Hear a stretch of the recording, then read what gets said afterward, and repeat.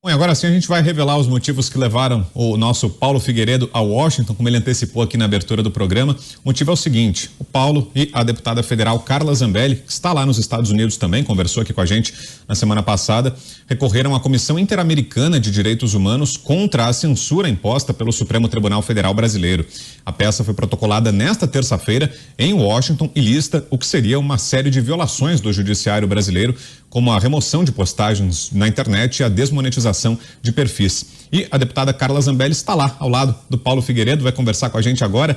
Deputada, em primeiro lugar, muito obrigado pela gentileza, pela atenção aqui com a nossa equipe. Para começar, queria que a senhora nos explicasse o que consta nessa denúncia e qual o caminho agora, o que acontece depois da apresentação dessa ação. Boa tarde, deputada. Obrigada, Vitor. Boa tarde. É um prazer estar aqui e ter uma imprensa de coragem que queira reverberar o que a gente está fazendo aqui em Washington.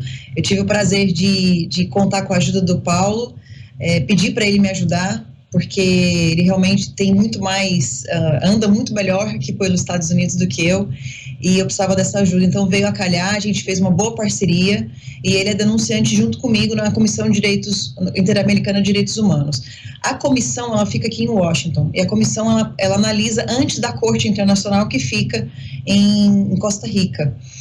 O Brasil, como signatário da Corte Interamericana, né, do Pacto de São José da Costa Rica, a gente tem diversas alçadas que a gente pode ir além do Brasil. Para isso, a gente precisa mostrar que, por exemplo, no Brasil a gente vive uma situação sui generis, que a gente vive uma situação complicada de não ter uma outra instância, né? No meu caso, eu comecei a denúncia pensando somente no meu caso, mas vendo que vários colegas, que várias pessoas da população, aí jornalistas, depois que eu pedi ajuda do Paulo, ele acabou sendo também censurado. Isso mostrou que a gente precisava vir à Comissão Interamericana para falar sobre liberdade de expressão. Mas mais do que falar sobre liberdade de expressão, o porquê as pessoas estão perdendo a liberdade de expressão e de que forma. Da forma autoritária como está acontecendo, sem o devido processo legal, sem a chance de se defender, sem ser notificado, como é o caso do Paulo, que nem foi notificado do porquê perdeu o seu Telegram, não tem acesso ao processo, não pode pedir, por exemplo, defesa. Enfim, no meu caso, eu fui notificada pelas redes, né, assim, soube pelas redes que eu tinha caído, perdi da noite para o dia 9,5 milhões de seguidores e não posso me expressar em lugar nenhum. Eu perdi, assim, 9 redes sociais, inclusive LinkedIn e WhatsApp.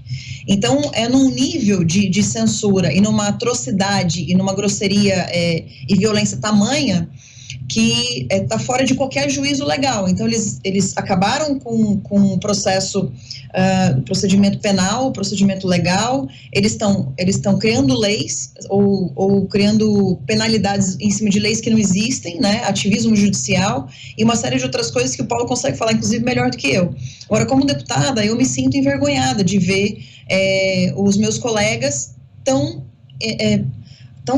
assim, censurados, mas tão inertes e egocêntricos. Alguns, inclusive, assim, se de repente me censurar, eu falo, mas enquanto não me censurar, não é comigo.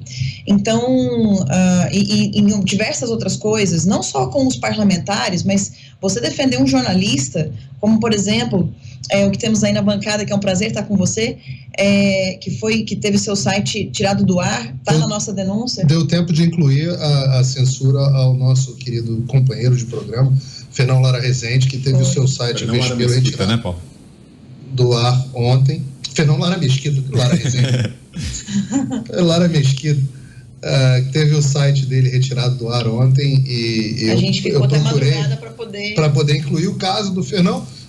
É importante entender, Vitor, que o que nós estamos fazendo aqui é o seguinte: existe o Brasil tem o seu ordenamento jurídico, mas ele é também signatário de uma convenção internacional, o Pacto de São José da Costa Rica, que rege as relações da OEA e da Comissão Interamericana de Direitos Humanos. E nesse pacto o Brasil se compromete a preservar certos direitos humanos e certas liberdades individuais, que estão previstos todos na nossa Constituição. Mas, além da nossa Constituição, há também essa legislação internacional e esse compromisso do Brasil. E o que diz é que, caso o Brasil viole esses direitos, aí a Corte Interamericana de Direitos Humanos tem a possibilidade de tomar de impelir o Brasil a tomar determinadas medidas. Essa peça que nós fizemos, já existem outras representações na Corte Interamericana, existe uma do deputado Daniel Silveira, uma do Roberto Jefferson, uma do Alan dos Santos, acho que há outras pessoas que têm essas representações. Mas são sempre individuais. Sempre individuais. O que nós fizemos nesse momento, e foi um trabalho feito com quase 10 juristas, foi, e obviamente a nossa participação também, mas foi condensar todos os problemas que o Brasil vem tendo. Não se trata, é importante frisar aqui, que não se trata de processo eleitoral. Se trata de processo eleitoral, é algo que o Brasil precisa resolver internamente. Isso se trata de restituição de direitos constitucionais garantidos, a saber, liberdade de expressão, liberdade de imprensa, como algo contido na liberdade de expressão, mas que deve ser objeto de uma análise separada. O reestabelecimento do devido processo legal e do sistema acusatório, o reestabelecimento dos processos de habeas corpus, o reestabelecimento da imunidade parlamentar, por exemplo, que são previsões que existem no nosso ordenamento jurídico. Então, o apelo é para que a comissão analise isso e cobre do Brasil medidas. Lembrando, o que nós estamos fazendo aqui é nada mais institucional do que o que nós viemos fazer aqui. E é um caminho para dar voz ao povo brasileiro que vem sendo muito vilipendiado. Nessa peça, nós não falamos, embora sejam 2 denunciantes, a deputada Carla Zambelli na condição de representante do povo, eu na figura como jornalista, nós mencionamos diversos casos. É uma peça que condensa diversos casos. Nós citamos Alan dos Santos, citamos Roberto Jefferson, Oswaldo Eustáquio, Zé Trovão, outros... Bárbara, Gustavo Gayer, Nicolas Ferreira, os deputados eleitos agora, Cabo Gilberto, o Major Vitor Hugo, pessoas assim, o Major Vitor Hugo é uma pessoa que dificilmente entra no embate como eu entro, né? E foi censurado. Às vezes uma pessoa pergunta, o Marco Sintra, né, de fazer uma pergunta, se quer poder questionar. E é interessante que a gente ficou por mais de 2 horas com quantos membros? 8 membros. 8 membros da comissão, 8 membros técnicos, e que eles foram avaliando todos os casos, né, que a gente ia trazendo, e as situações paralelas que a gente não colocou, envolvendo todo o sistema político atual brasileiro. E a gente percebeu que eles realmente ficaram assustados com o que viram. Então, a gente pediu uma medida cautelar, né? A gente fez um pedido cautelar, que nesse pedido cautelar, a gente pede que seja avaliado com mais celeridade, porque envolve, por exemplo, questões de segurança nacional, segurança pessoal minha, tratamos de alguns casos nesse sentido, e do medo que está incutido na população hoje de falar, né? Ver o Roberto Mota falando que tem que pensar 3 horas antes de fazer um comentário, e eu mesma estar aqui medindo as minhas palavras para poder não colocar a Jovem Pan em maus lençóis, né? Já mostra o caminho que a gente está indo, né? E o Paulo Figueiredo deixou muito claro, quando a gente trata de Brasil e Nicarágua, a gente trata das mesmas raízes das violações em tempos diferentes, né? Para dar uma dimensão da brutalidade que são essas ações, eu registro aqui que eu vivi a censura do regime militar, que era uma brincadeira perto desse negócio de hoje, né? Naquela altura, eles puseram um censor em cada redação do país, né? E no estado de São Paulo, onde eu trabalhava na época, né, nós expulsamos o censor da redação e ele tinha que ficar na oficina, onde se montava o jornal, no linotipo e na revisão.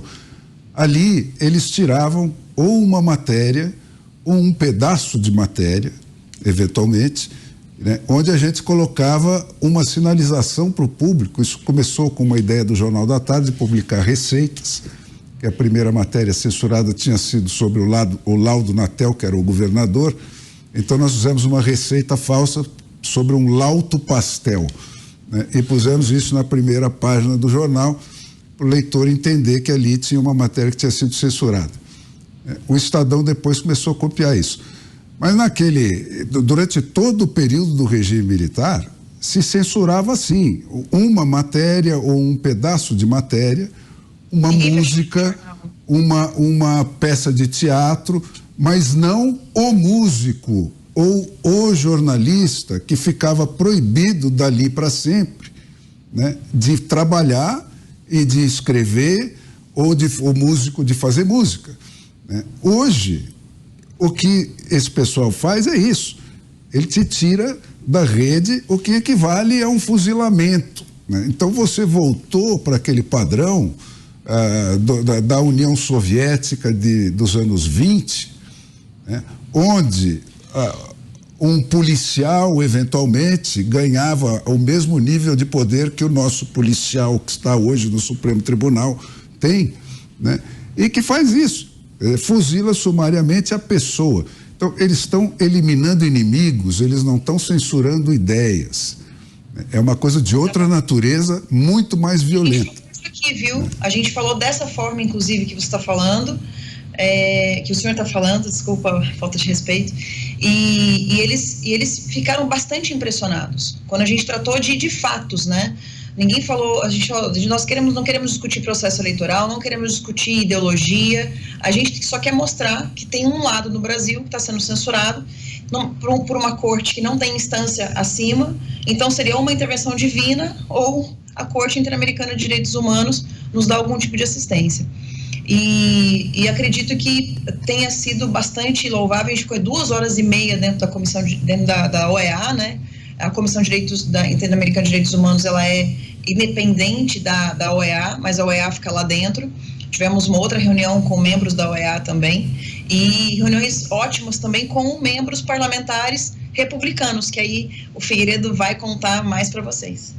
Não, os congressistas, bom, o Partido Republicano, que tudo indica, vamos falar mais sobre isso em algum momento aqui no Espino, não necessariamente nessa edição, deve confirmar a maioria, uma maioria apertada na Casa dos Representantes, que é o equivalente à Câmara dos Deputados aqui dos Estados Unidos, e um dos caminhos que nós temos seguido é a conversa com diversos deputados republicanos que estão muito preocupados com a situação do Brasil, talvez até se manifestem de forma mais ostensiva, aumentando a pressão internacional. De novo, não estamos falando de eleição. Houve até uma surpresa, eu acho, que por parte dos técnicos da OEA, quando nós chegamos lá, porque eu acho que eles esperavam que nós fôssemos fazer uma reclamação sobre eleição, mas nós não fizemos. Nós fizemos uma reclamação sobre direitos humanos e direito de liberdade de expressão, que eu sempre digo, é o direito com o qual nós lutamos pelos outros direitos. Sem liberdade de expressão não adianta, você não consegue brigar sobre eleição, não consegue brigar sobre mudanças políticas, não consegue discutir e evoluir como sociedade. Eu entendo, e a própria OEA reconheceu que foi um passo importante, porque essa discussão da liberdade de expressão é uma discussão que vem acontecendo em quase todos os países.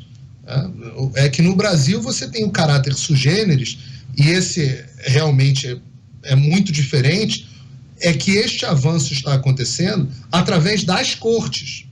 Então, por exemplo, quando eles citam o caso da Nicarágua, ou o caso da Bolívia, ou o caso da Venezuela, vem do executivo, às vezes do legislativo. No caso dos Estados Unidos, a discussão vem... Equador veio do legislativo. Equador veio do legislativo. No caso dos Estados Unidos, esse avanço está acontecendo pelas empresas privadas, as big techs.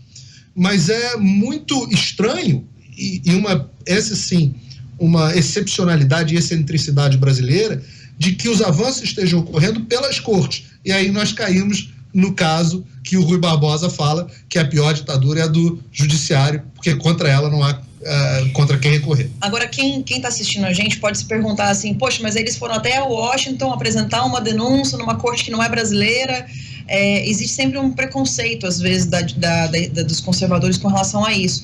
Mas eu acho que existe uma questão, primeiro, são documentos históricos. Nós, como conservadores, a gente tem que preservar a nossa história e contar sempre a nossa história, porque um dia ela vai ser contada por alguém, a gente precisa registrar hoje, para um dia ela ser contada por alguém. Outro assunto, outra questão é que isso pode não dar agora um assunto imediato. Por exemplo, minhas redes não vão votar hoje, né? Eu continuo uma pessoa sem vida. Se não fosse pela Jovem Pan, ninguém saberia de mim no Brasil. Isso, inclusive, aumenta o meu risco, por exemplo, das ameaças de morte que eu vivo, porque dentro da polícia a gente sempre ouve o seguinte: se você tem ameaça de morte, sempre permaneça em evidência, porque isso diminui a sua ameaça da sua vida. E aí nós tratamos disso. O fato das minhas redes estarem cortadas aumenta o meu risco, porque eu saio de evidência, e quem não é visto não é lembrado. E aí eu viro alvo para os meus inimigos de novo. E aí o Paulo Figueiredo também falou das questões, por exemplo, é muito mais fácil caçar o meu mandato, porque eu não tenho como me defender publicamente, enfim, uma série de coisas. Mas, primeiro, eu não vim só me defender e nem ele veio só se defender. A gente veio defender o Brasil como um todo e todas aquelas pessoas que estão sofrendo, não só censura, mas o medo de ser censurado, que é pior ainda, porque gera uma ansiedade e uma combustão social que não é boa para o momento que nós estamos vivendo. Outra decepção talvez sejam as pessoas dizendo, mas não foi lá falar de eleição? Não, porque eleição é um caso soberano do Brasil. E o ponto é que, além de ser da nossa soberania, nós temos que decidir isso internamente, também há o fato de que quando a gente trata de liberdade de expressão durante o processo eleitoral, no qual a gente foi muito mais censurado, digamos que nós somos praticamente só censurados, né, enquanto a esquerda pôde falar à vontade o que quis, isso também mexeu com o processo eleitoral. Então, tendo algum tipo de reflexo nessa denúncia internacional, o mundo um dia vai reconhecer que o Brasil teve um problema durante as eleições de liberdade de expressão. Então, a gente vê essa denúncia como algo bastante positivo. Nós tivemos uma recepção maravilhosa aqui. Vários brasileiros vieram de Atlanta, de Boston, da Flórida. Tinham mais de 100 brasileiros na porta da comissão quando a gente chegou. Era 10h30 da manhã, estava um frio de -1 grau. Chuva. E eles permaneceram lá até 1h30 da tarde quando nós saímos. E cantamos o hino nacional, rezamos, oramos, falamos com eles, tiramos fotos com todo mundo e saímos de lá, já era 3h30 da tarde, correndo para vir aqui, porque aqui já era 5h30 para fazer os pingos. Foi muito, deputada, muito... Sim. Vou passar para mais uma pergunta agora do Roberto Mota. Diga lá, Mota. Deputada, eu a conheci logo no início do seu mandato, né? A gente se encontrou pela primeira vez aqui no Rio de Janeiro, trocamos livros e parece que foi há um século atrás, né?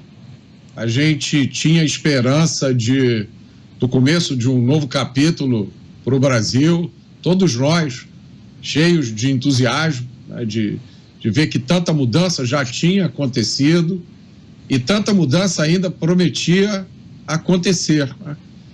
E de repente a situação tomou um rumo que ninguém esperava.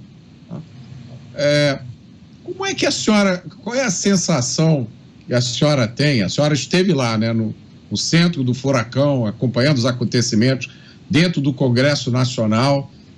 Como é que se explica isso? Como é que a gente explica para o cidadão comum, né, o que aconteceu no Brasil nesses últimos 4 anos?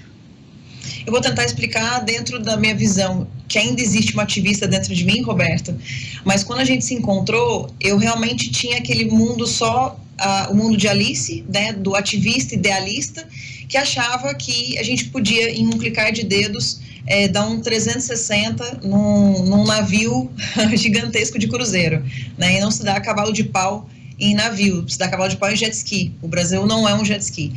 E aí, quando a gente chega ali vendo aquele processo moroso, vendo assim, as regulamentações dentro de um Congresso que não pretende não só acelerar leis importantes, quanto acabar com leis que são péssimas para o Brasil, que o trabalho do legislador, e acho que é importante a população saber, não é só criar leis. Eu trabalho muito mais em evitar que novas leis ruins sejam decretadas ou sejam aprovadas, do que eventualmente aprovando projetos meus, né? E vários dos meus projetos, a grande maioria, é para tentar diminuir a legislação, né? Desregulamentar, desburocratizar o país.